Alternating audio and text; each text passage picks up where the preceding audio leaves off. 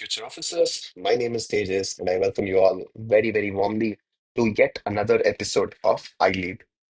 Today, we are going to be looking at our first news today, which is where Putin, Vladimir Putin, the president of Russia, and Donald Trump, they met in Alaska. As you all know, that Alaska is a place which is on the bordering area of US and Russia. It was erstwhile controlled by Russia, but now it is under the control of US. It is right next to Canada, and it is separated by a narrow Bering Strait, or else it's almost like a Russian territory only. So this is so what happened here was that both of them they finally met, and Putin he got a very warm welcome. He got a red carpet greeting, as you can see here. And later they went into the same car also. After all of this, what was the outcome of this, you might ask? The outcome was that nothing happened, nothing fruitful came out of this particular initiative. And the talks were not successful because the main contention or the main topic to be discussed here was the Russia-Ukraine conflict. Now, many of you might know that during Donald Trump, during his campaigning days itself, he was contesting with an election promise that he would stop the Russia-Ukraine war within 24 hours of him coming to power. But right now, it has been 7 months since Donald Trump took oath as the president, but still this particular issue is not solved. So now what has he decided? He has told that Russia, you deal with your problems, we will deal with our problems. We are not going to interfere with any of whatever your problems are with Ukraine. So he's left the Ukrainian president Zelensky, Ukrainian Prime Minister Zelensky, and the Eastern European countries to fend for themselves, which goes against Article 5 of the NATO, which goes against the Article 5 of NATO alliance, which basically tells that this NATO agreement, what it tells is that if there is a problem for one country, basically all the other countries would come to your rescue. Okay, US is the leader of NATO, but right now it is telling you please go ahead and you solve your own problems. So we can see a sizable shift from something called as great power rivalry. These are terms you can even use in your mains answers. We can see a shift from great power rivalry to great power concert. So, what is this concert? It basically means that rather than competing and quarreling against major issues of the world, the superpowers of the world, the major powers of the world should coordinate in solving issues. So, right now, this is the bonhomie which US and Russia have expressed that they will solve their own problems. This is called as great power concert. Okay. Next one is another news on this. This person who fills up our current affairs pages was the US President Donald Trump. So what is it this time? Now, US wants to develop something called as the Golden Dome. Now, Golden Dome, Lockheed Martin, a private company in US, they are developing this Golden Dome for America on the lines of Israel's Iron Dome. Israel has something called as Iron Dome to protect itself from any incoming missile which can attack. So basically, what happens is they would go and they would send their own missiles to intercept these incoming missiles so that nothing would happen to the civilian population. It is a anti-missile defense system. So US wants one of its own anti-missile defense system. Okay. So, what is the project value, estimated value here? It is $175 billion. Okay, $175 billion defense system, and it will protect US. It will protect US from intercontinental ballistic missiles. Okay. So, along the same lines, we see that Pradhan Mantri Modiji or Prime Minister Narendra Modiji, he has also launched his own project to give India the same kind of protection. We call our mission as Project Sudarshan Chakra. And this is very symbolically launched also because this project was launched on Krishna Janmashtami. Okay. It was announced on Independence Day itself, but it was launched in Krishna Janmashtami. And basically, they tell that we will have our own defense system by 2035. Okay, so this is the deadline which we have given ourselves. So we will have a missile system like the Iron Dome by 2035. And US has its own mission already. It's not like Golden Dome is the first mission. It has its own mission, something called as THAAD and Patriot. Similarly, Israel also, along with its very famous Iron Dome, has other things to protect itself. Now, what is that? It has something called as David Sling. It has something called as Arrow, and it has something called as Barak. Okay, now all of these are things where Israel uses to protect itself against incoming threats. You see that in recent times, Iran has launched attacks. So many other neighboring countries of Israel are launching attacks on Israel. But it's able to fend off against all these attacks because of its solid anti-missile system. Okay. Now, our project for making our own indigenous, you know, anti-defense system is called as Project Kusha. You have to remember this name because we saw the importance of the having an anti-defense system like S-400, which we got from Russia during the aftermath of Operation Sindoor. During the aftermath of Operation Sindoor, we saw this. Okay, next, PM Modi ji, he made speech from the ramparts of the Red Fort. Okay. It was the 79th Independence Day speech. Very, very important. 79th Independence Day speech. And he brought about a lot of assurances while also expressing some apprehensions. So, assurances along with expressing some apprehension. This was what his speech was like. This was the 12th consecutive speech which Narendra Modi ji gave. And this was the longest speech. It lasted for about 103 minutes. So, what all did he speak in this particular speech? Let's try to have a look. The first thing which he spoke about was about RSS. Okay, that is the Rashtriya Swayam Sevak Sangh. And Narendra Modi ji was all in praise of the voluntary efforts of uh, Rashtriya Swayam Sevak Sangh because he himself was a part of the RSS. Next, the second one is that he spoke about something called as India High Powered Demographic Mission. India High Powered Demographic Mission. So, what is this India High Powered Demographic Mission? See, India basically faces a lot of problem of illegal immigrants. We have illegal immigrants all around us, mainly from Bangladesh. But also we have illegal immigrants from Myanmar. We have illegal immigrants from Nepal. We have illegal immigrants from Sri Lanka, Pakistan, Afghanistan. From everywhere we have illegal immigrants. Now, Narendra Modi ji in his speech, he told that this is conspiracy. This is a conspiracy to change our demography to change our demography.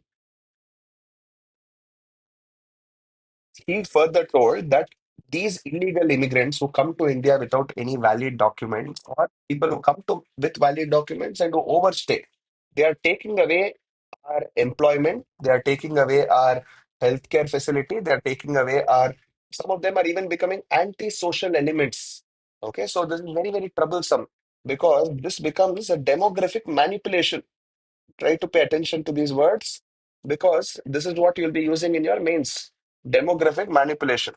So he expressed that there will be zero toleration to such miscreants who are trying to come here.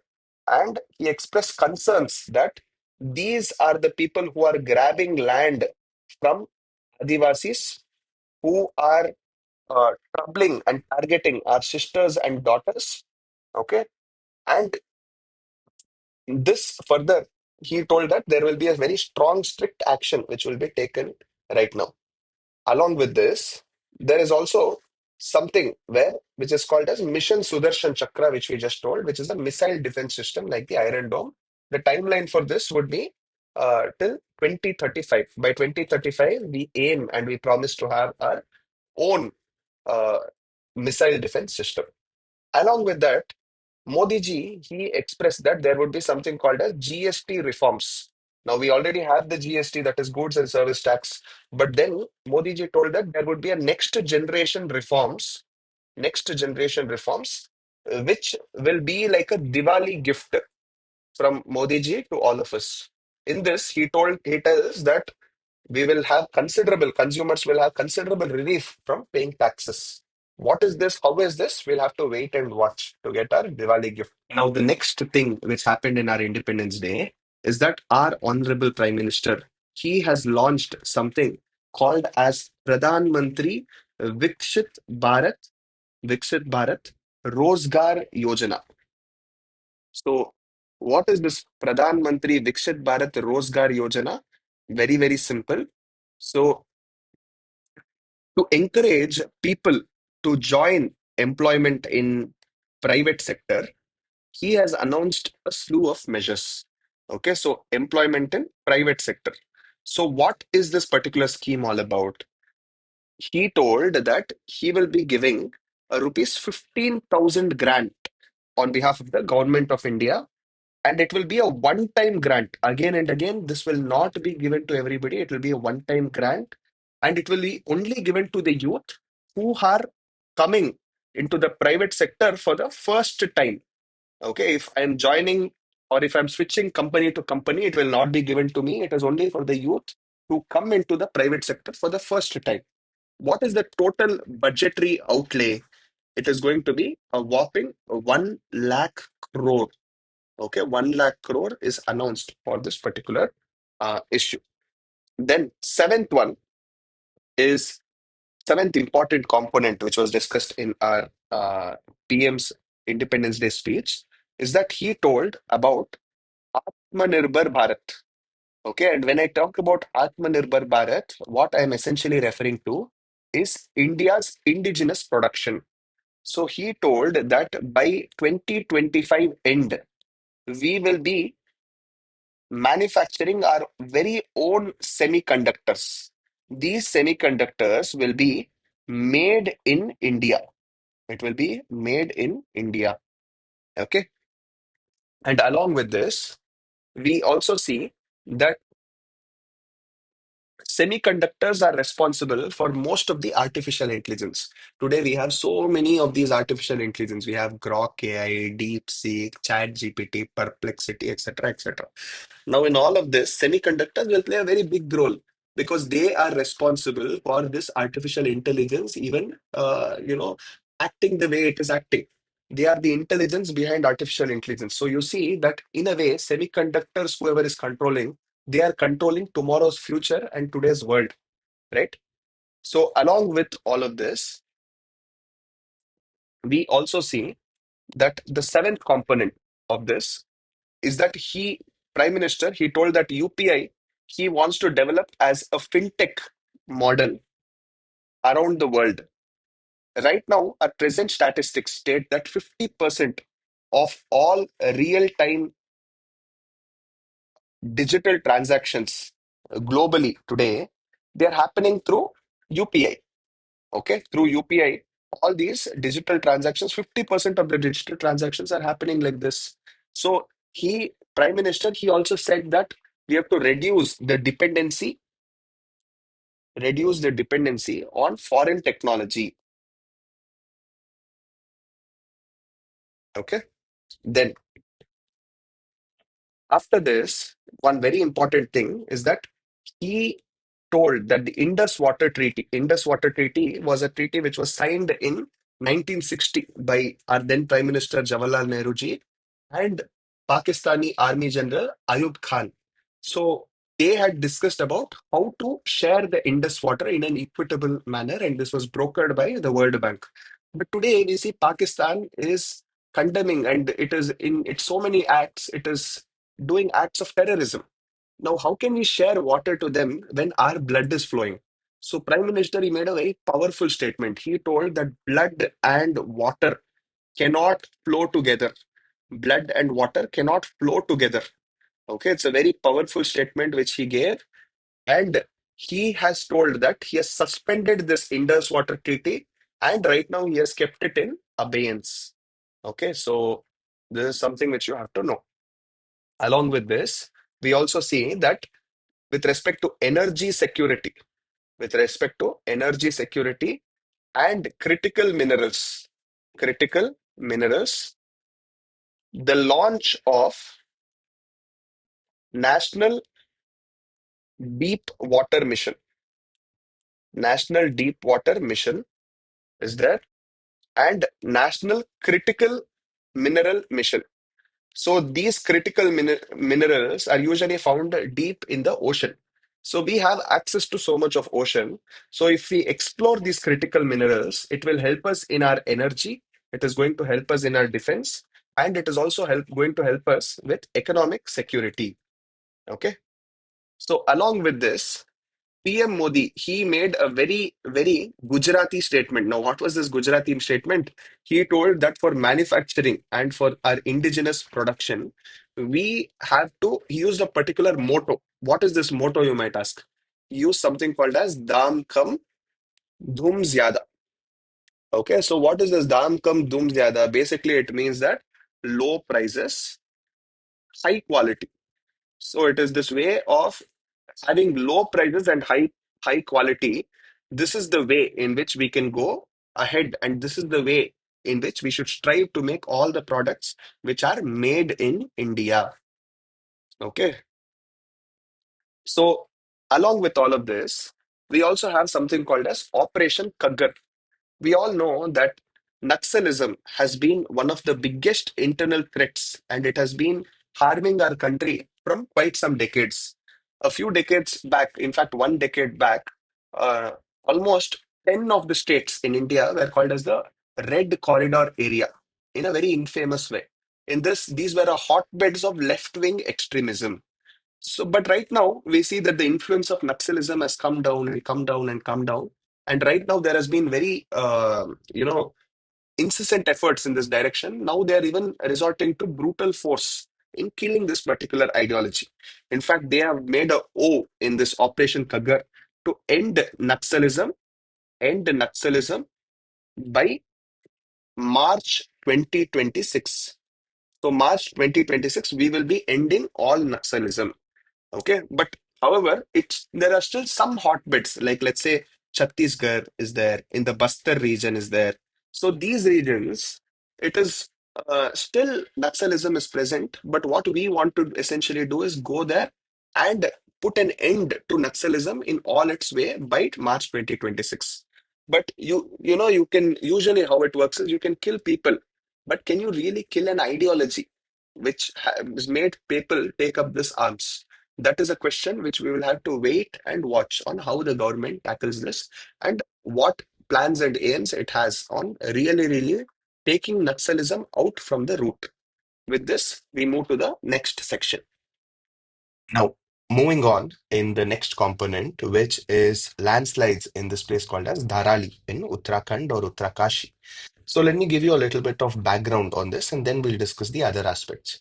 So on August 5th, 19, I mean, on August 5th, 2025, which is very recently, a Himalayan village, which is along the Gangotri pilgrimage route, Gangotri pilgrimage. So this was devastated by a cloudburst. This triggered a landslide, which made stream called as Kiergard stream swell and carry all this debris down, and this debris devastated a whole village. Now you can imagine a village which was which usually trekkers, tourists, they come, they rest, they people are conducting their daily businesses of restaurants, etc., etc. All of them, they're just one day sipping tea and watching the Himalayas, and out of nowhere, within minutes, a huge debris falls on them, and more than 1,000 people they happen to lose their lives just like this. So this invokes a lot of emotions in us, wherein we try to understand how exactly this goes on, what would be the impacts, what are the problems, what are the solutions for all of this. So if we have to try to understand, let's try to understand by beginning with this. What exactly is a landslide? Now, landslide is a mass movement. Okay, it is a mass movement of debris. Okay, this is the original geography definition. This mass movement of debris, debris could be loosely defined as, uh, rock boulders. It could be usually defined as loose mud, soil, okay, which is, all comes down slopes in a mountain due to the influence of gravity. Now, this gravity word is very important. If you do not mention the word gravity, your answer and your definition would look incomplete. Okay. So, along with this, landslides are said to be caused by mainly two kinds of factors. What are these two factors? The first factor is called as conditioning factor. Okay. And when I say conditioning factor, what am I essentially referring to? What I'm trying to tell is that these are characteristics of a specific area which make it little more susceptible or vulnerable to certain events. Like, let's say if it's a mountain region, it would be susceptible to landslides. The second one is there would be certain triggering factors. Now, these triggering factors, generally, which would not happen, suddenly it triggers some kind of an action. Now, let's try to understand the first one, which is the conditioning factors. What are the conditioning factors? Like I told you, the first one could be topography. Okay, topography and the slope which is attached to it. So we see that there are many steep slopes and mountainous terrain in many regions, which make these places naturally prone to landslides. Okay, mainly because of the gradient. Second one is the soil and geology. So when we talk about soil and geology, we are talking that there is loose, weathered soil, which easily becomes saturated when there is some rainfall.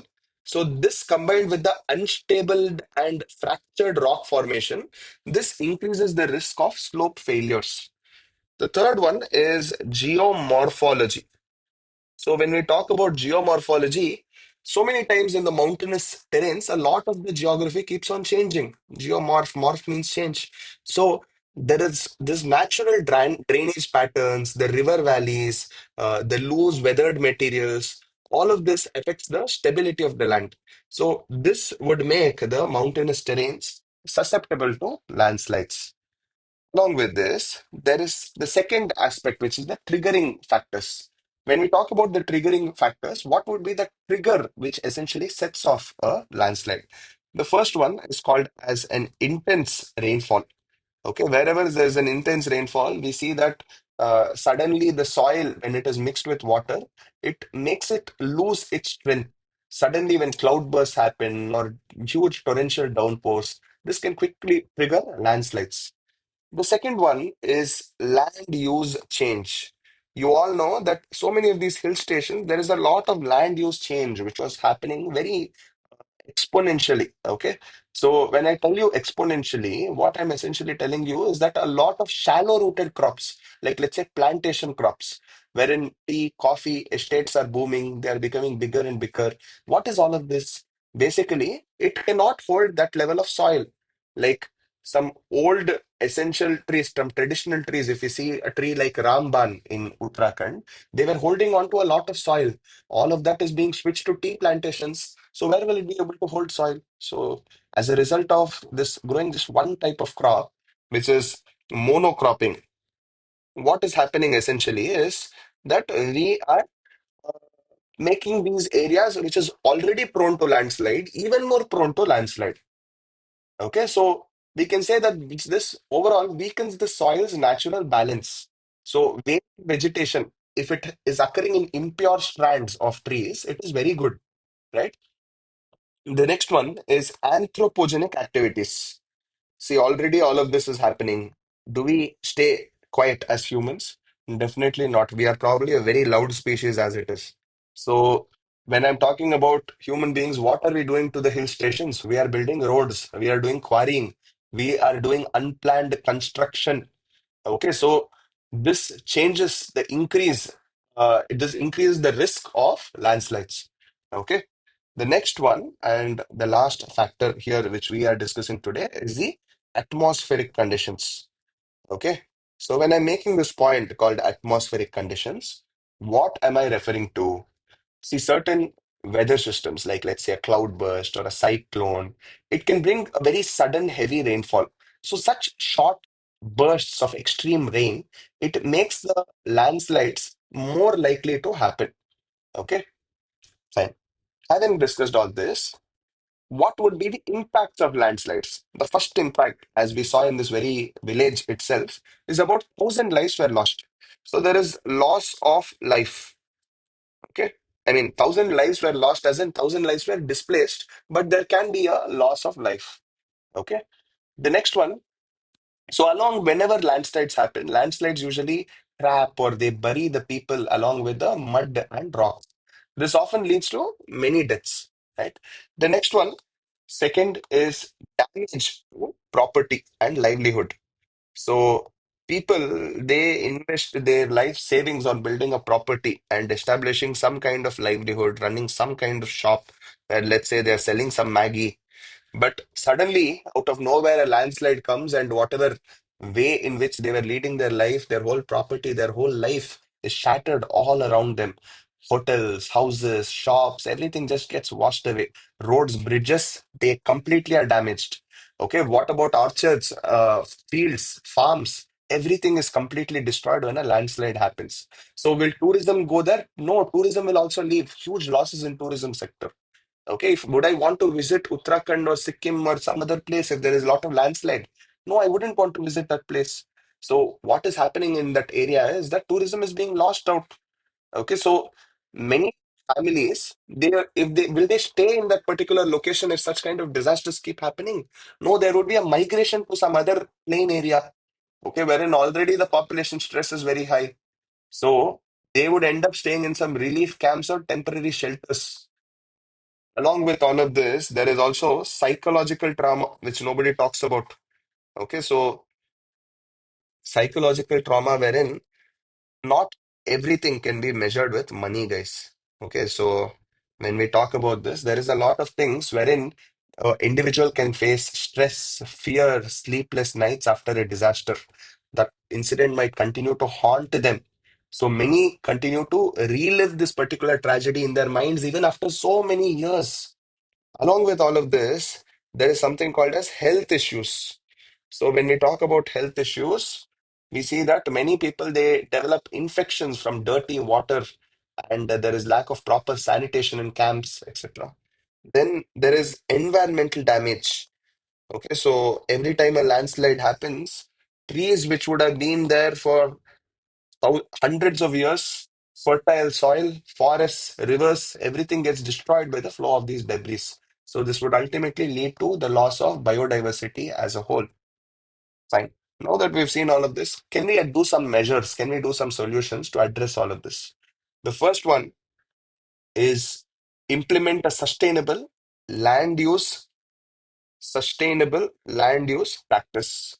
Okay, and when I tell you about sustainable land use practice, what am I trying to make, or what point am I trying to make? See, sustainable land use means that the authorities should enforce some strict regulation on construction and land development, especially in this ecological sensitive zones. Right? We all know what is ecologically sensitive zones. So they should avoid building on these steep slopes and ensure that all these projects they undergo some kind of geological assessment and environmental studies. The second one is afforestation. So they should undergo some afforestation and vegetation management drives. So native vegetation, like I told you, one example I gave you was something called as rambag. So these kind of trees which hold on to the soil much, much better than these pine trees which have been bought from Europe. So this native vegetation should be restored, and this would ultimately help it maintain the slopes and stabilize the soil with the deep-rooted plants. The next one, third point I'm trying to make is improve the drainage system. Now you might ask, sir, how do we improve the drainage system? Isn't it something which is naturally there? See, effective drainage systems, it should be constructed to manage the surface runoffs and prevent water from accumulating.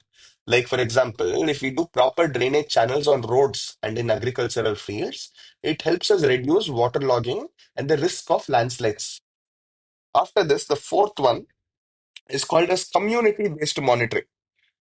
Okay, so community-based monitoring, as in usually the local people know best on what time to go, when it is not advised, everything. So you use them and use some early warning systems so that landslides can be detected at the earliest signs of cracks and ground movement, which can be identified involving communities much better. In fact, they can help in faster evacuation also. So using the communities pre-disaster, during disaster, post-disaster is pivotal in bringing about a change. So what kind of conclusion can we make for this topic? See, we can say that landslides are a natural disaster which is made worse by humans and because of poor land management. Okay, so landslides is already a disaster, but human beings have gone on to make it even more worse. So, adoption of some sustainable development and enforcing conservation policies, it can help in reducing the risk and vulnerable regions, which ultimately make it safer for the people and for the environment. So we can bring about a conclusion in this aspect. Okay. Now let's move on to the next, topic. Next up, we have the last section for today, which is our ethics and essay value addition. Now, in this session today, let me just start off giving you a little bit of background here. India has a lot of problems. We have any number of problems wherein we face problems day in and day out every day. Almost to the extent that everything we see is a problem. But you know what? We have 142 crore plus solutions also to it. Now, in today's session, what I'm going to be attempting is to list out certain problems and how certain individual Indian citizens have gone on to create a change in such a way that they bring about a panacea to all of these problems. Now, what are these problems? Who are these people, you might ask? See, in our first example, the problem which was there, which India faced, was that only 20% of India's waste was recycled. Only 20% of the e-waste was recycled.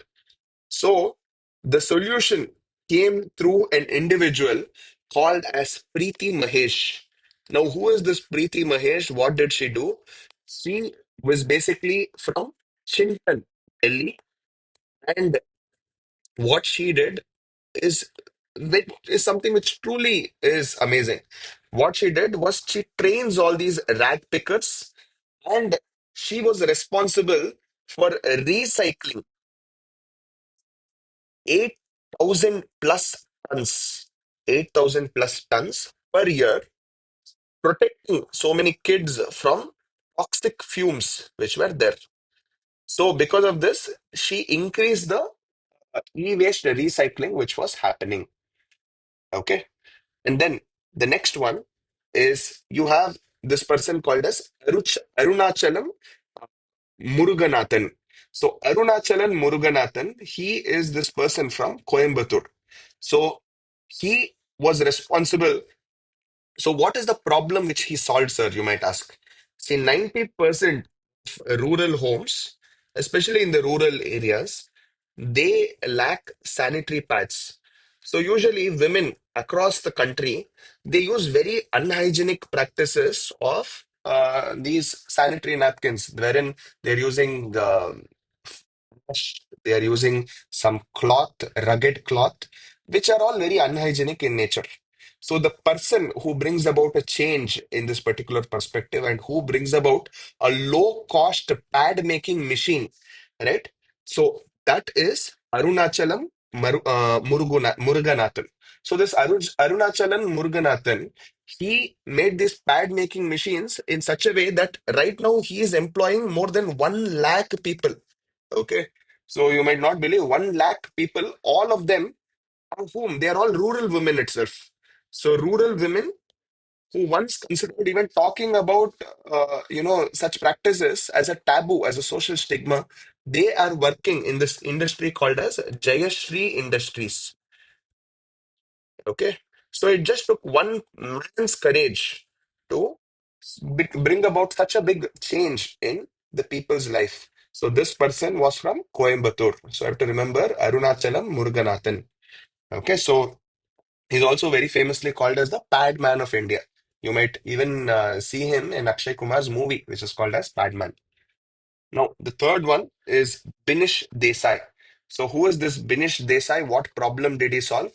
See, there is in India, there is 50% of India's waste. 50% of India's waste is burned. It is incinerated. It goes to a place wherein it is burned. And ultimately, what does all of this cause? It causes a lot of air pollution. So, who is the solver of this particular problem? So, the this particular person is very young lad. His name is called as Binish Desai. Where is he from? He is from Gujarat. So, he invented something called as P block. So, what is this P block? It is bricks basically, which are made from industrial sludge. So, you all know that industrial sludge is that effluent. And because of these bricks, which are used for construction purposes, which are found to be relatively stronger than the original bricks, they have a lot of more tensile strength, rupture strength, etc. These particular bricks, they are said to cover for 20,000 plus tons of waste. So you see how waste is being recycled in such a way that it is being used for, construction purposes again. So this is Binish Desai's contribution for our country. Right now, India is booming with a lot of these change agents, which is a very good thing. If we see, uh, most of us, we live in something called as a status quoist mindset. Now, when we say status quoist mindset, that is a mindset where we feel that everything just happens the way it's supposed to happen and everything will just function the way it's supposed to function. But then there are these people like Binish Desai, people like Arunachalan, and people like basically you see Preeti Mahesh. So Preeti Mahesh, Arunachalan, and if you see Binish Desai, all these people, they decided that they will break from the status quo. They will become change agents. Okay, so India needs more of these change agents. If you see, even Swami Vivekananda, he also opines the same kind of thing. He tells that if you give me 100 empowered individuals who are youth, he will change the entire country. It is time for us to become that change agent, to become that vision of whatever Swami Vivekananda does, find solutions to our country rather than look for problems. Right? With this particular note, I will end today's episode. I hope that you're all learning more and more with every episode of iLead. Until next time, the stage is signing off. Thank you and have a nice day.